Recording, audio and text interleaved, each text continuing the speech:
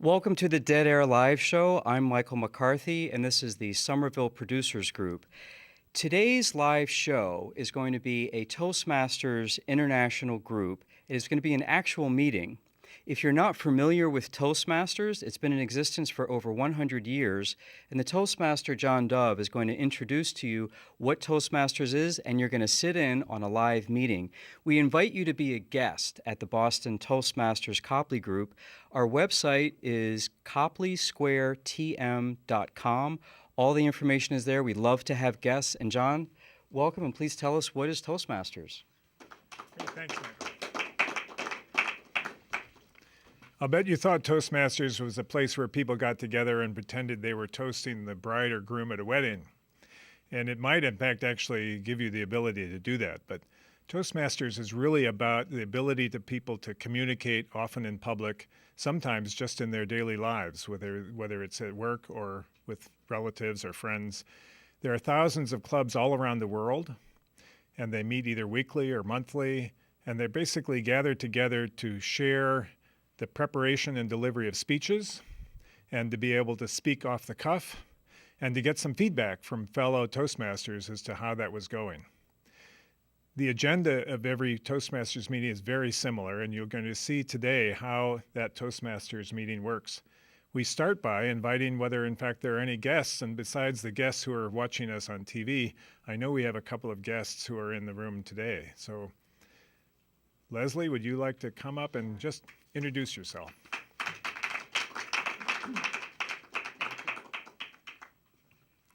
So my name is Leslie Bistrowitz, and I've lived in this area for 30 years, and I currently work in marketing, food presentation, and graphic design. So since I spend so much time speaking at my job, I thought I'd come hear how others do it. Now I think we have another guest. Alex, would you like to come up?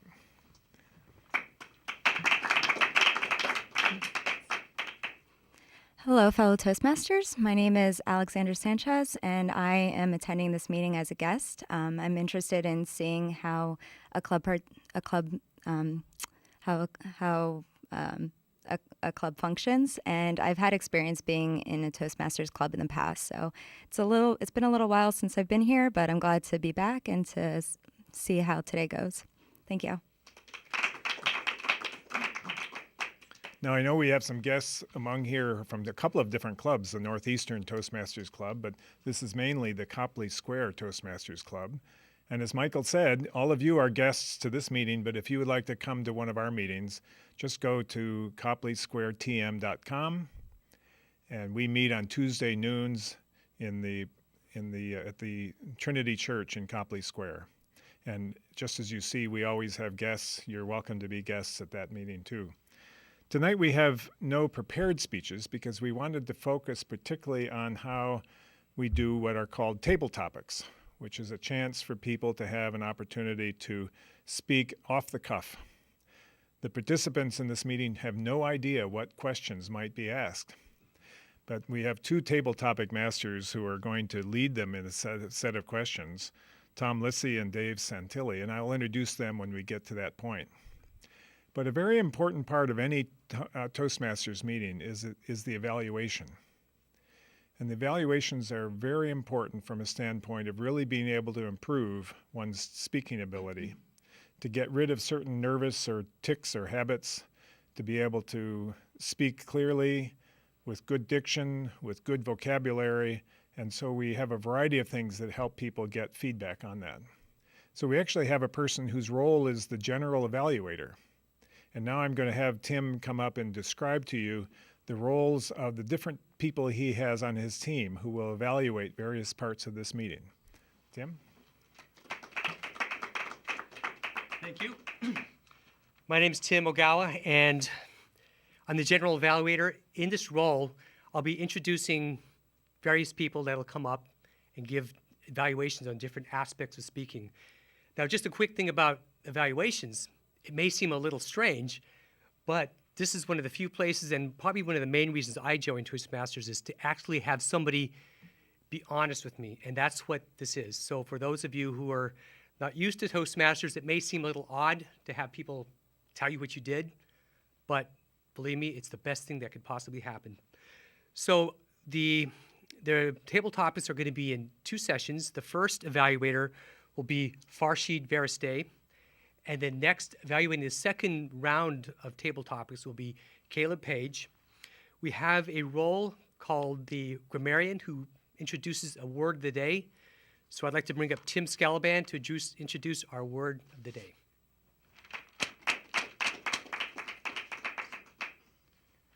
Good afternoon, fellow Toastmasters and honored guests.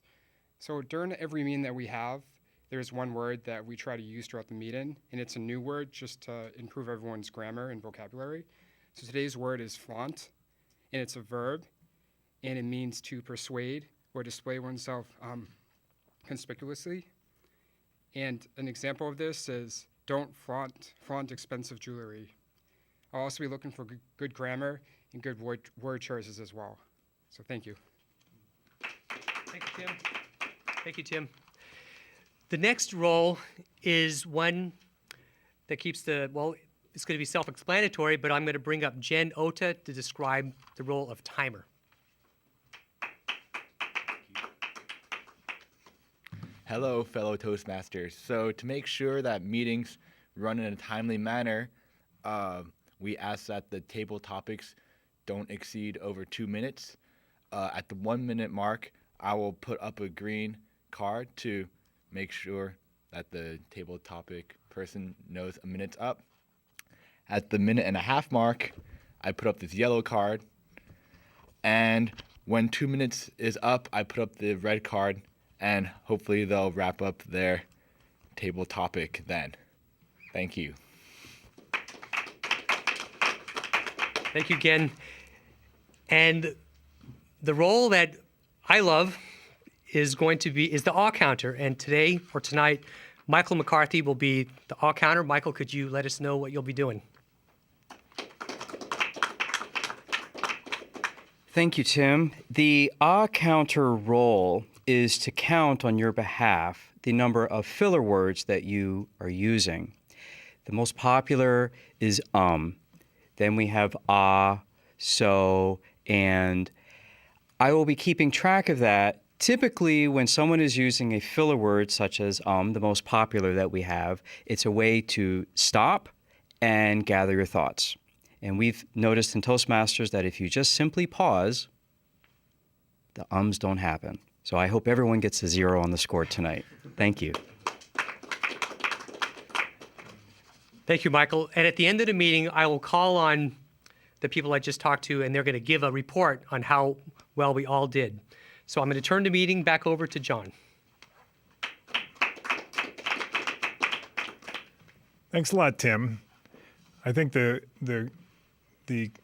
feedback mechanism that is in Toastmasters is one of its strongest points. It actually prepares you for a lot of different parts of life. Knowing how to give effective feedback that has both praise and specific praise as well as ways to grow, but is supportive so that it ends with a sense of praise as well, is one of the things that we learn. And I often describe that as a little bit like somebody practicing their golf swing.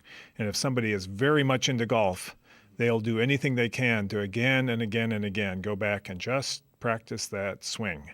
So for us in Toastmasters, the criticism and the feedback is actually practicing a swing that we can use at work, we can use at home, and hopefully improve our communications. So we have one role that I'm going to step into for a moment, and that is the role of a humorist. Turns out that a very effective speech is often introduced by the speaker telling a little bit of a joke or story. And so we often give a story like this just to give people some other material that they might use in a talk. It warms up the audience, especially if it's a self-effacing joke, and sometimes finding a joke that's appropriate for the television and for a business audience is the important element out of this. So the story I'm going to tell is actually about, I'm going to take the risk of telling a story about my wife. My wife, I'm 67. My wife, I'm not retired, but my wife retired 2 years ago. And we both moved to Revere Beach. And we're at that sort of age. I have to say she's 6 months older than me. So she often flaunts that fact and says things like, well, I remember when I was your age. But I was sort of in the suspicion that perhaps one of us needed a hearing aid. And I figured that I would just test this out. So one day she was sitting working at the dining room table, and I got 30 feet behind her, and I said, "Honey, you want to go to dinner tonight?" No reaction at all. So I get 15 feet behind her. I say, "Honey, do you want to go to dinner tonight?" Still no reaction. So I get up right behind her and I say, "Honey, let's go to dinner tonight."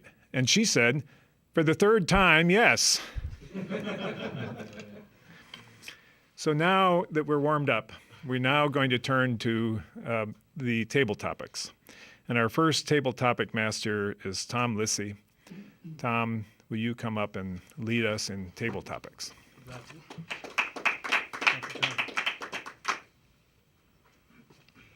Thank you, John. Good evening, fellow Toastmasters, and welcome honored guests. My name is Tom, and this evening I have the opportunity to pose the first segment of our table topics questions. I'll be providing questions in 4 different areas of topics. And within these topics, there'll be a series of 1 to 3 questions. I invite you to respond to 1 or all 3 of these questions per each segment. Beginning with the first series of questions. These questions are based on what we like to do during the summer months here in Boston and in New England. The first question is, where's your favorite place to take a trip to during the day? As far as somewhere in Massachusetts, it could be somewhere in New England, it could be an overnight trip. What do you do when you get there? And what would you recommend for our viewers if they're to go to these areas as far as what they might do once they get there? With that, I'll open it up to the floor.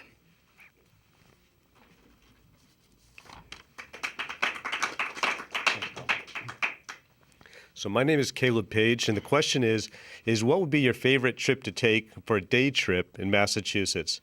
Now, for my sons, my 4-year-old, his favorite trip would be to go to Purgatory Chasm. How many people have been to Purgatory Chasm? Purgatory Chasm is just about an hour west of Boston, just short of Worcester.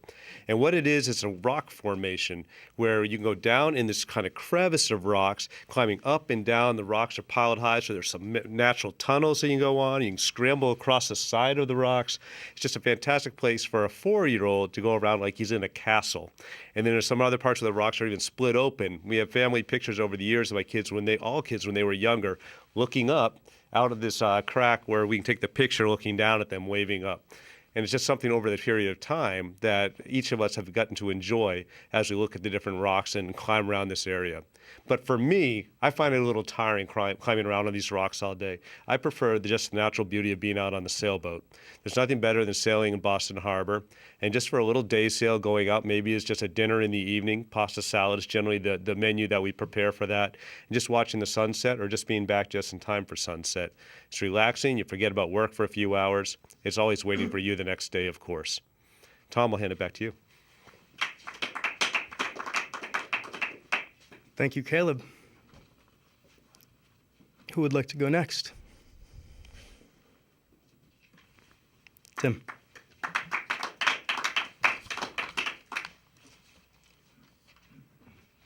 So the question, my name is Tim, by the way. So the question is, what is your favorite place to go during the day for like a day trip? So my favorite place is Lynn Woods, and it's right near my parents' house. So whenever I go home to see them, I always make sure that I take a trip there. And there's 3 reasons why I love to go there. The first is living in the city, you don't get a lot of time to yourself. So it's great just walking through all the different trails and just being out in the woods and just really having a clear mind and be able to just think. And then second, I just love hiking. I just love getting lost and just kind of getting lost in my mind and getting lost in the trails, not know where I'm going, just trying to figure it out. So I really enjoy that aspect of it. And if you're to go there yourself, there's some touristy things, I like to call them, that you can see there. One is a huge stone tower. And if you go to the top, you can see a 360 view of all the woods and of the ocean, which is really nice. And there's also a cave. And growing up, we used to love just going down there. So if you have any kids, it would be great to bring them there and explore the cave. So that's my favorite place to go during the day. Thank you. Thank you, Tim. Dave?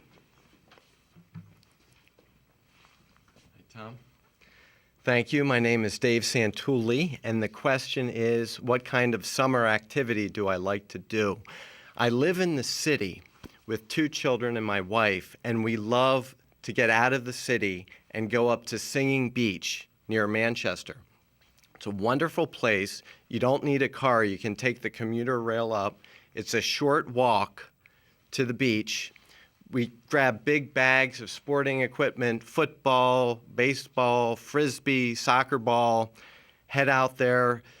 And it's definitely a requirement to take the plunge. It's a lot colder, but it gives you that refreshing feeling.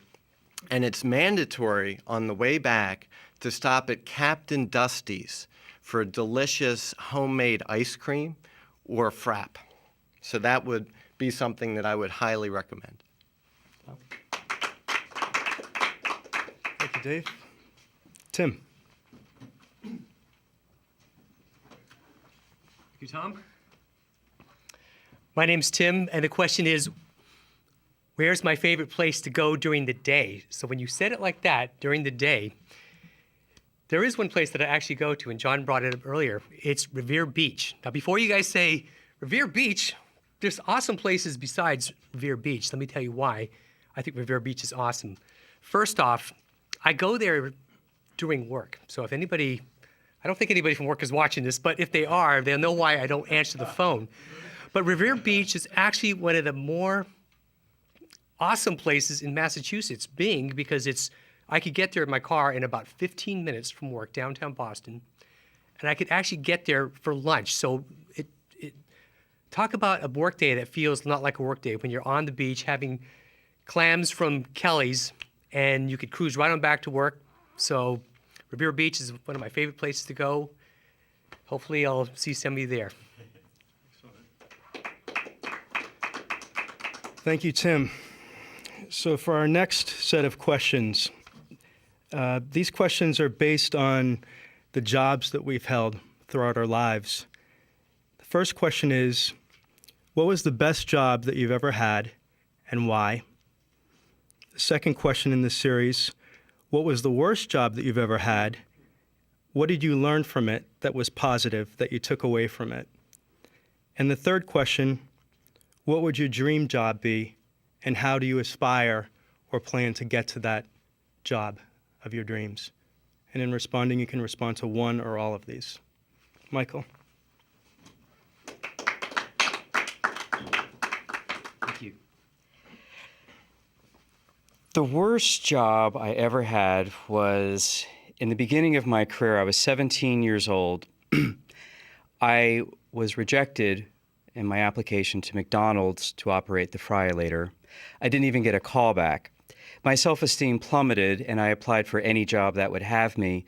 So I ended up having a job as a cold caller, which was the first cold calling job I ever had, in a paneled basement of a gentleman's house whose night job was being an Elvis impersonator. But during the day, my job was to sell storm windows over the phone. And during my breaks, the best part of my day was going to the 7-Eleven to buy him Pall Mall cigarettes. What I learned from this experience is when my father said, "You better study hard to get a good job," I said, "Yeah, because I do not want to be buying Pall Malls for the Elvis dude." That was what I learned. Thank you. Thank you, Michael. Anyone else? John? Well, other than the job I had when I started off working, which was on a cattle ranch in Nevada as a haystacker, I have to say that the best job I've ever had is the job I have now. For a dozen years, I've been involved in bringing technology to libraries, and it is so exciting to me. I see it as having such an important purpose for society that even when I hate this job, I love it.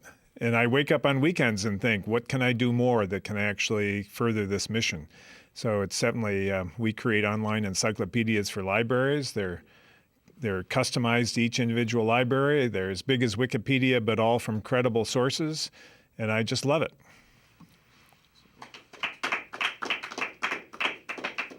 Thank you, John. The last set of questions relate to life experiences. that we've had. These are also inspired by personal experiences I've had with my grandparents. First question, what is one of the most valuable lessons that you've ever learned? The second question, what did you learn from your parents and or your grandparents that you continue to live by today? And that one particularly resonates with me. Third question, what is the one piece of advice that you would give to someone who is younger than you? These are the final three questions for this segment of Table Topics. Tim. Thank you. Again, my name's Tim. The question I'm choosing is, what advice would I give to somebody younger than myself? So the way I'm approaching this is, what do I wish somebody would have told me, maybe back when I was graduating from college or high school or anywhere?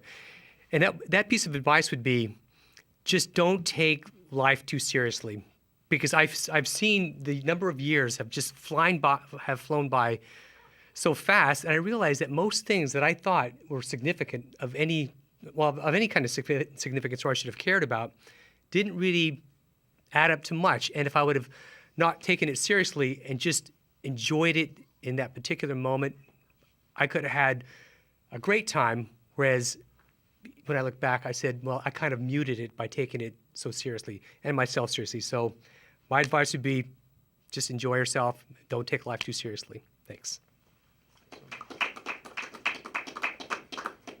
Thank you, Tim. I think we have time for one final. Tim?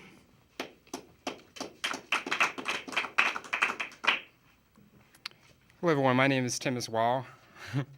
So it's funny. I was hiking last weekend, and I gave advice to someone younger than me. So I'm going to share the advice that I gave to him. So what I noticed being new to the workforce is that a lot of people don't really take care of themselves when they work. They don't take breaks. They don't eat healthy. They don't relax, and they're very stressed. So I kind of told them what I did. I take naps at work. I take walks around the common. There's lots of different things that I do to relax. I eat pretty much all day long, and my energy levels are very high all day as well. And I know when to stop, and I know when to keep going. And if I'm burnt out, I'm not going to work those late hours. I'd rather just maybe leave early and come in early the next day instead. So for me, that was great advice, because just looking around at my coworkers, there's a lot of people that just looked miserable, and they were out of shape, and they just didn't look healthy at all.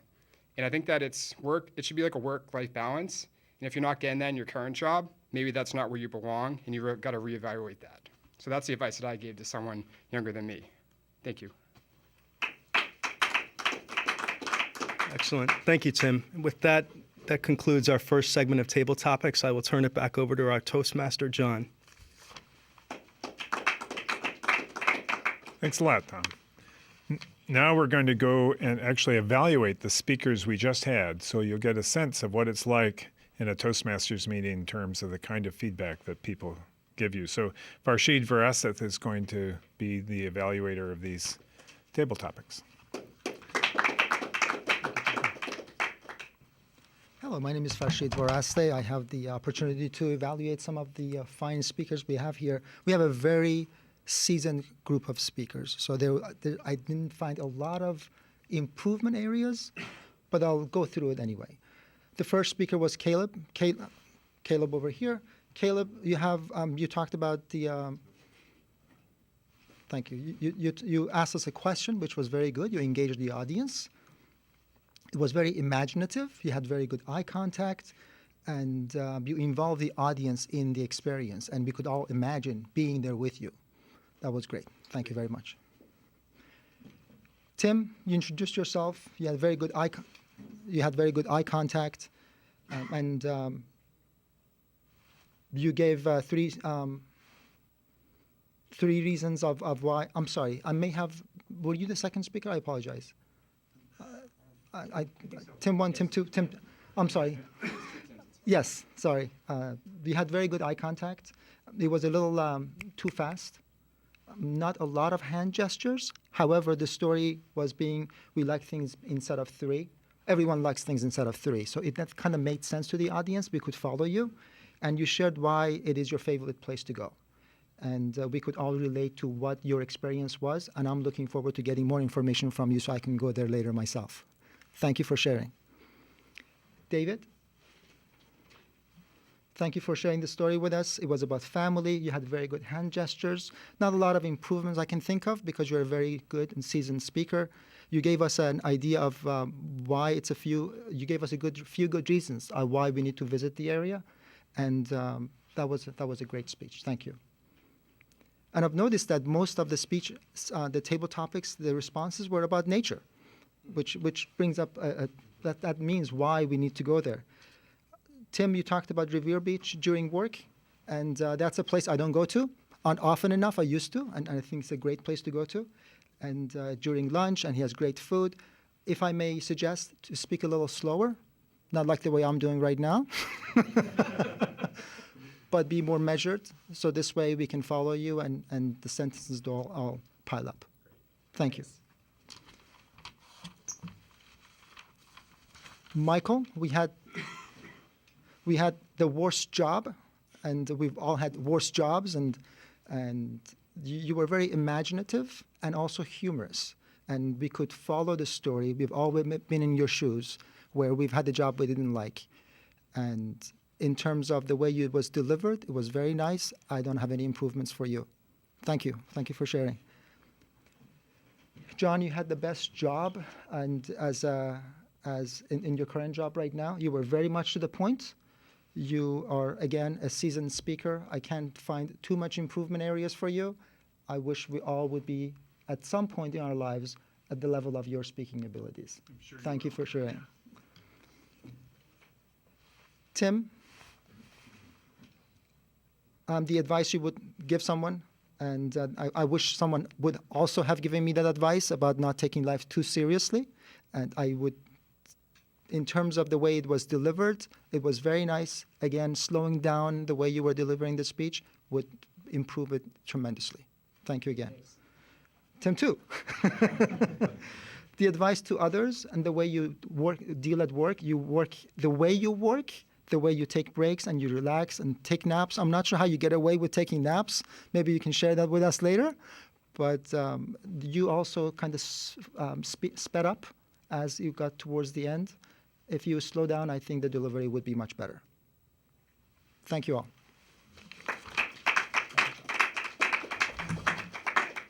Thank you, Farshid. That was really excellent. Now, every table topics master approaches the problem a little bit differently.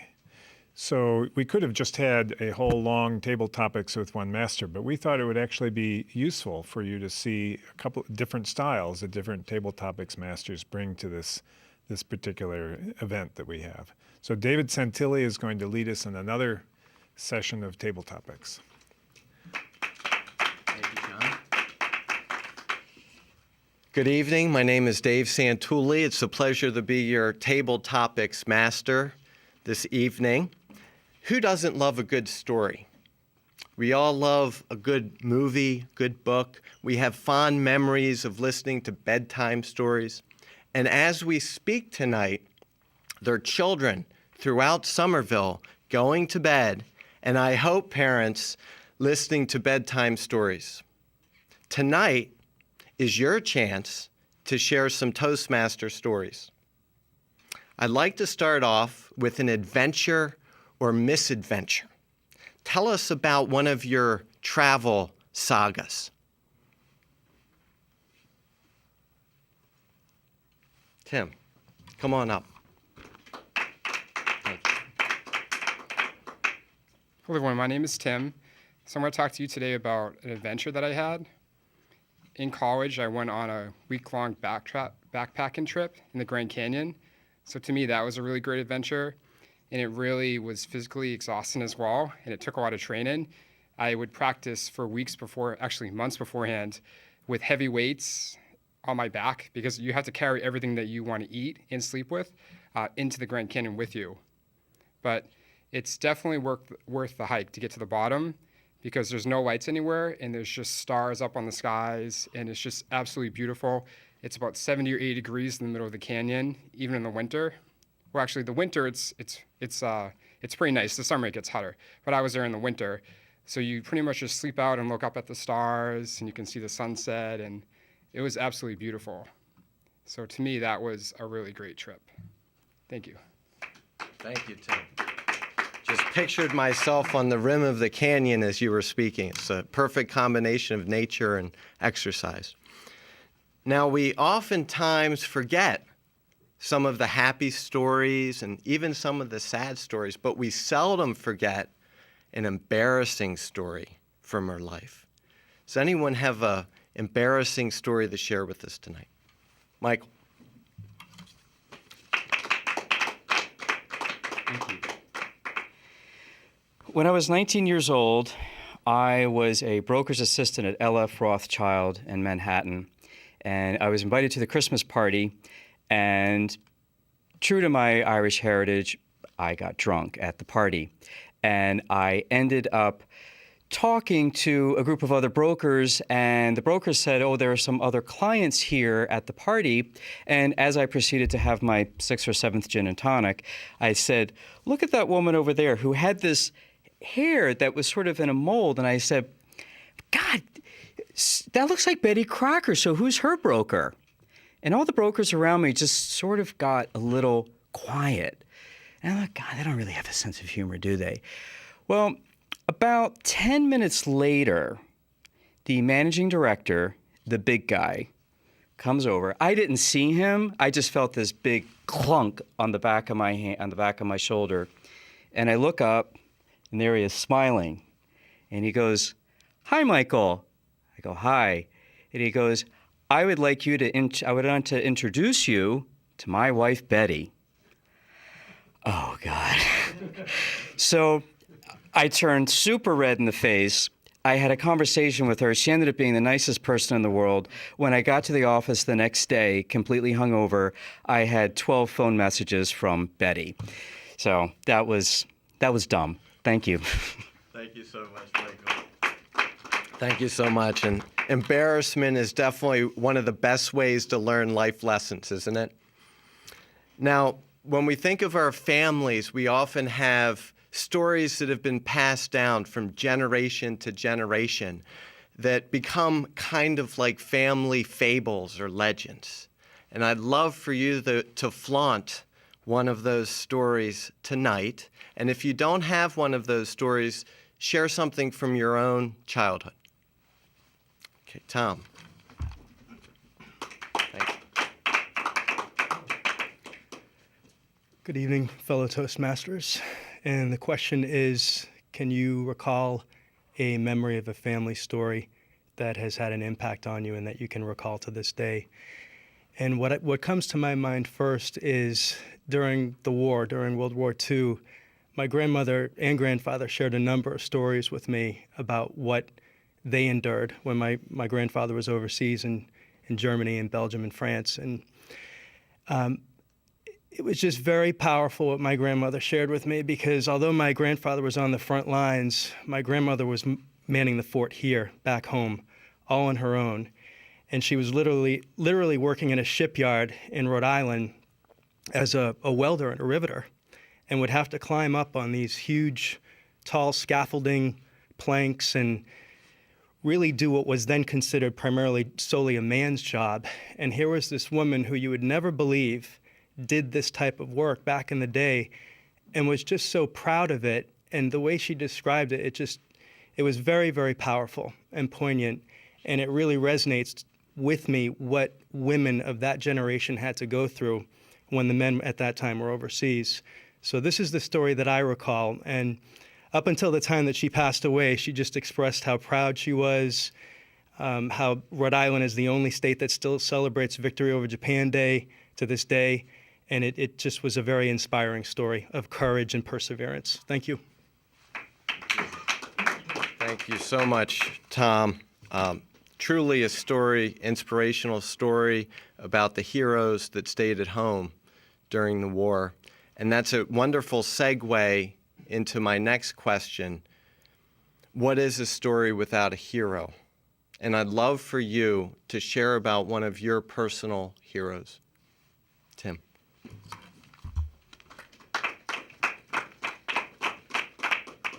Thank you, Dave. So this story, actually Tom's story reminded me of this particular story. When I was growing up, my family we'd get together, the relatives, the aunts, the uncles, excuse me, and they would talk about camp.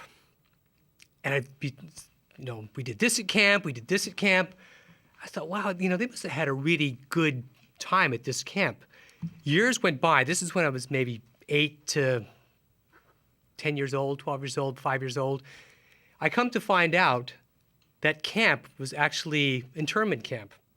So all these years, they had talked about this camp thing as this fun event that they had in their lives. And I come to find out the reason why they did this was 2 reasons. One, so they wouldn't bum all of us kids out about this thing, this really terrible thing in history that happened to them. But also, it was this huge lesson on how they turned something that was horrible and demeaning and flipped it into this thing for us, to like an example of how to take the worst thing and turn it into something that's palatable to the soul. Thank you. Thank you, Tim. Amazing story of resilience and courage. Very inspirational. I'd love to ask you, and we all know a good comeback story about an underdog, something we all love. Tell us a story from your life when you came back from a challenge. Michael.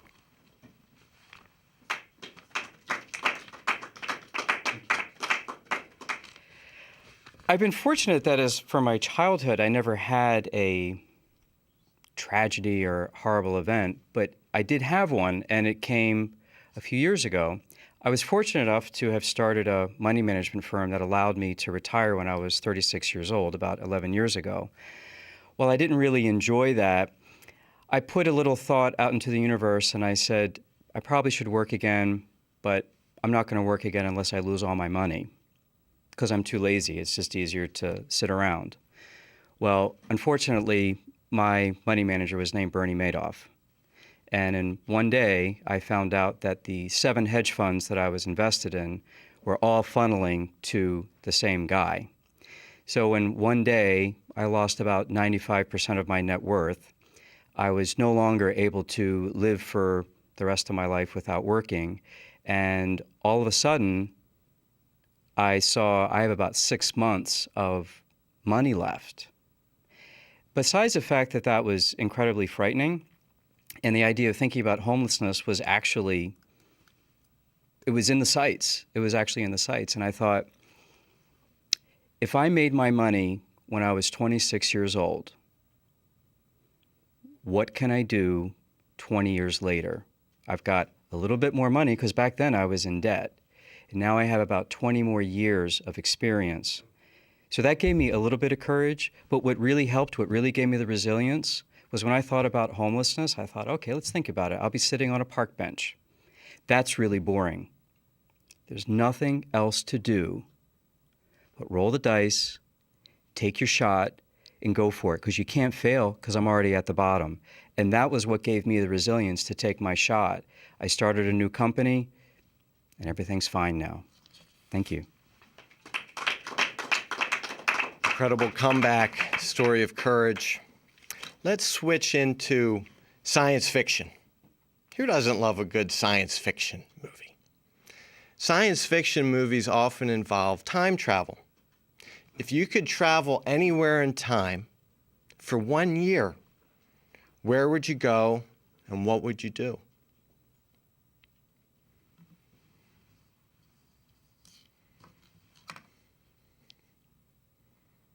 Any takers? Tim. Thank you. If I could travel anywhere in time, where would I go? So for me, I'd want to go to the future because I feel for the past, there's a lot of romanticism about the past, and who knows if it's really like that. But the future is completely unknown. Anything could happen. Anything could be there. So I'd want to travel maybe 200 years in the future and be here in this spot today and just see what it's like and try to live there for 1 year.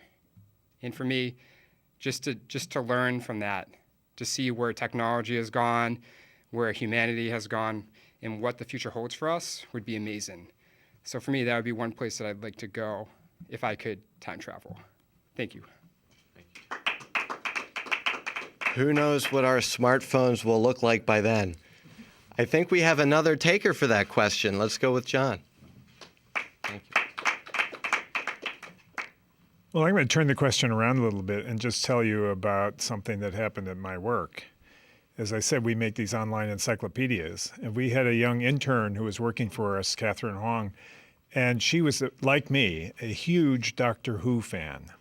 And those of you who know Doctor Who will know this already, but if you don't know Doctor Who, he has a traveling time machine, the TARDIS, and very often some companions that he takes along with him.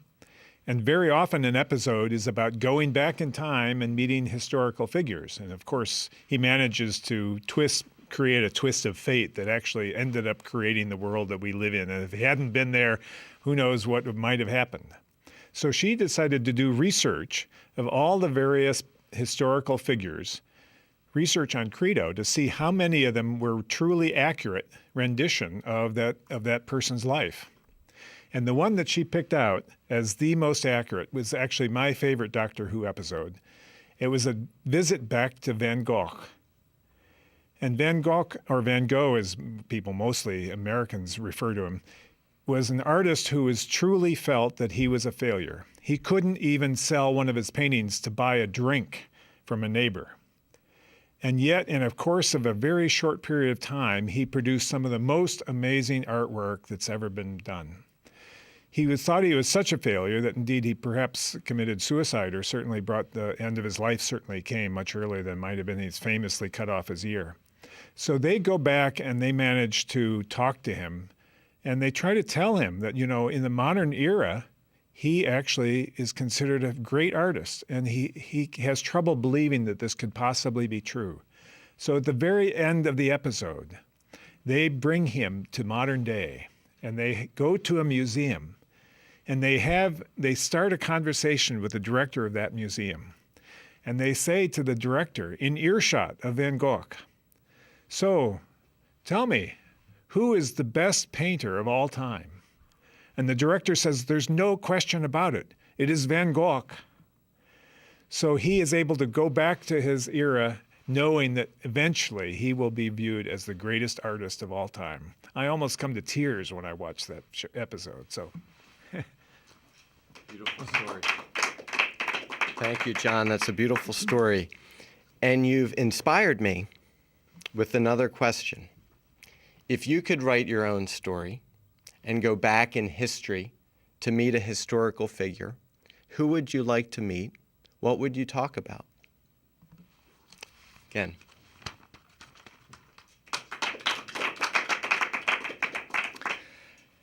Because I am the timer, I have to time myself. So the question was, if I could go back in time and meet someone and write a story about it, who would it be? And what would I talk about? So I would go back in time to meet Nikola Tesla. And I would love to meet him because he is like the father of static electricity. A lot of the inventions that we have today are because of his great work. But not only that, he did what he did for his passion of just inventing things. And when I would meet him back in time, I would talk to him about his process, about how he deduced and came up with all of these great ideas that he had. Because he was someone that had so many patents and was exploring a field that's so unknown to him at that time and did not nearly have the resource that we have today with all the internet and just lots of information, that is just really compelling to me how he could come up with all of that. So that's what I would do. Thank you. He's certainly a true visionary to meet with. Well, it's been a pleasure, and I'm glad we had a chance to share some stories. I hope that you all, including the children of Somerville, sleep and dream well tonight. And with that, I'll pass it back to John. Thank you, David Santulli. That was a wonderful table topic session. So now Caleb Page is going to come up and give some feedback to the speakers. Thanks, John. Well, it always makes it easier to give feedback when the questions are so great. So, Dave, thank you for the thought-provoking questions. And who doesn't like a good story? We heard about 8 of them right here, and I'll just go through a little review of each person's recitation of their individual story. So the first one was Tim Scalaban, who talked about his backpacking trip. And I think you set it up very nicely, what you enjoyed about the backpacking trip, another carry-on of the nature theme and being outside in the stars.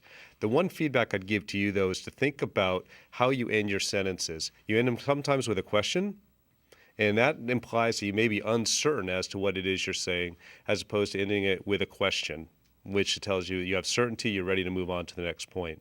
But really, though, I like the description that you had of the enjoyment, looking up at the stars, and just thinking about the feeling of how it would be cooler in the canyon or warm enough in the canyon during the winter months, and that explanation. So thank you, Tim. The next one, Michael told an embarrassing story, being drunk at a Christmas party. I suppose everybody has a drunk at a Christmas party story. So it's always nice, though, when it happens to be about the boss's wife. What I liked was the setup of the story, and I could almost sense the palpable sense of your coworkers or the other broker standing around saying, "Ooh, I want to get away from what he's talking about there." I think maybe one of the things you could have done in this table topics, Michael, was to delay just a little bit longer on your expressions. You generally do a lot of pausing, and it just didn't pause as much. However, though, at the end, I like how you wrapped it up with the next day having 12 calls from Betty. Thank you, Michael. Tom, you told a great family story about World War II. And, sorry, Tom, if you could stand up, please. The Shipyard Riveter, Rosie the Riveter, what I like about these stories is that they're sincere and honest, and they come from the heart. And it's just a good story about choosing courage over the perseverance that your grandmother had to deal with. And I could tell it came from the heart, and I think that just resonated with all of us. So thank you for sharing. Tim Ogala as well, about your hero. And your grandparents, I believe it was, talking about internment camp and just that question at first, and leaving all of us to wonder about that camp. And as you brought it around, you may have been able to squeeze a little bit more time or take a little more time to build up to what some of the things they said that were fun about it, or how it might have played up in your mind until you came to that shocking realization as you grew older of what they were really talking about. However, again, sincere, honest, from the heart, those are the type of stories I think engage all of us. So I very much liked it as well. Thank you, Tim. Michael, coming back from a challenge. Again, going broke stories. Anybody who's an entrepreneur knows that story, just how it feels. I have a corollary to being curled up on the couch one day, not wanting to go anywhere because it meant I'd have to spend money, and I could sit right there with you, saying, "Well, what do I do from here?" Again, just sharing the emotion of where you were in those pauses. I think that would come across even more strongly. To say, it's all gone. I can only imagine that if your 7 diversified investments that you had thought through to say, I'm in different pockets and I shouldn't ever have that fold up, what that must have felt like. But again, thank you for the story as always. I like hearing your stories. Tim Scalban, time travel. I like that you went into the future, and that was thought-provoking for all of us. So on the spot, most of us would have to choose a reference point in history. Where would you go? Dinosaurs or wherever, a war maybe. But to say in the future, and the questions you asked, the questions you wanted to ponder, those were of interest to me, and I thought they were engaging for the audience as well. So nice take on a different topic, and thank you. John, time travel as well. Doctor Who, I haven't watched Doctor Who in ages, and it took me back to thinking that. I think the Rijksmuseum is about Van Gogh in Amsterdam, and so how you set it up, the storytelling, explaining your perspective, and then bringing the audience along to how you saw that perspective and sharing that whole movie, that episode, it really did leave me feeling some of the teariness that you might have to say, what a great experience for a man to realize who thinks of himself as a failure to be great at the end. So I like the emotional draw that you took us through to how that must have felt for the Van Gogh character in the film. So thank you. And lastly, again, historical figure, Nikolai Tesla. what I thought you liked is you had a well thought out explanation of why this is your person. You've obviously given some thought to it. And for us to hear about that was to really get a good sequence, a nice setup, especially when you have the timer going on in your mind and you're coming up here to give an explanation. So good job in organizing your thoughts. Think a little bit more about how you might engage the audience as you do that. It's okay to wander with the question that you have as you want to go around to each person. So as you do that, and that gives you a break from the timing role. But thank you very much again. With that, I'll hand it back to John.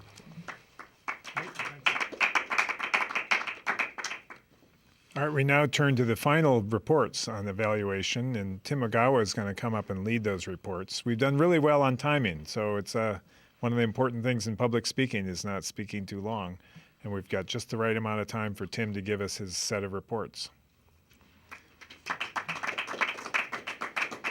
Thanks, John. Again, my name's Tim. I'm going to be introducing the evaluation team, or the roles, and then a little bit of wrap up around what we're going to be doing for what I thought of the meeting in general. So to give the timer report, Jen, could you come up and give us the timer report?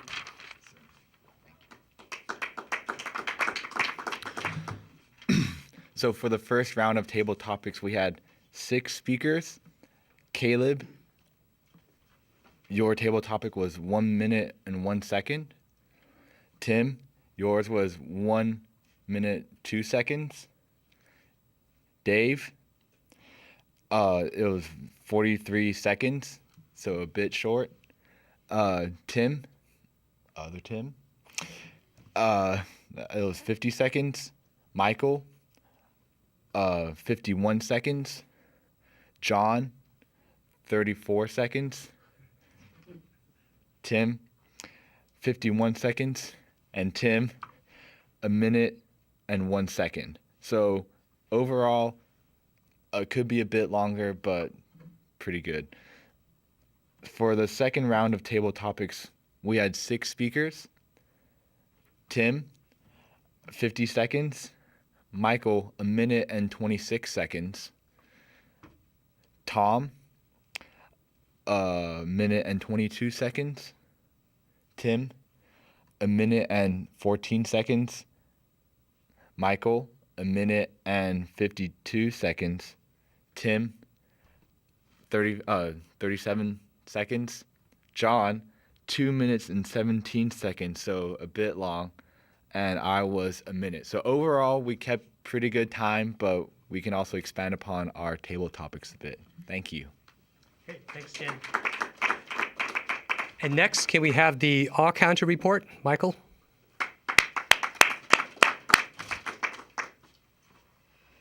Thank you, Tim. Typically, no one likes it when the counter comes up as sort of the executioner role. However, I have very good news for all of you. We set a record tonight, and it was recorded on television that we had the lowest amount of filler words ever. Tim Scalaban, 3 ums and 2 so's. John Dove, 2 ums. Leslie Bistrowitz, 1 Alex, 3 ums. Tim Ogawa, 1 so. Jen, we have 8 ums and 1 so. Tom Lisi, 1 Caleb, 3 ums.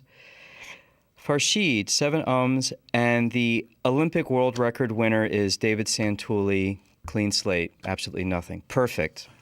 Thank you, everyone. Thank you. So in the interest of time, we're coming to the close of our meeting. So we would typically right here have the grammarian, but I'd like to bring up John Dove to close out the meeting.